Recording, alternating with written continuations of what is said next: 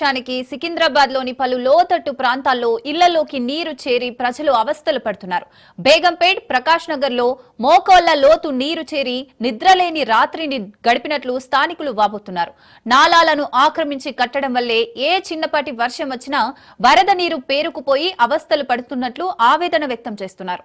గత ప్రభుత్వంలోని ఎస్డీడీపీ ఈ ప్రభుత్వం తీసుకొచ్చిన హైడ్రా వలన కానీ ఎటువంటి ప్రయోజనం చేకూరడం లేదని ఆవేదన వ్యక్తం చేశారు. ఇప్పటికైనా అధికారులు స్పందించి దీనికి శాశ్వత పరిష్కారం చూపాలని ప్రజలు కోరుతున్నారు.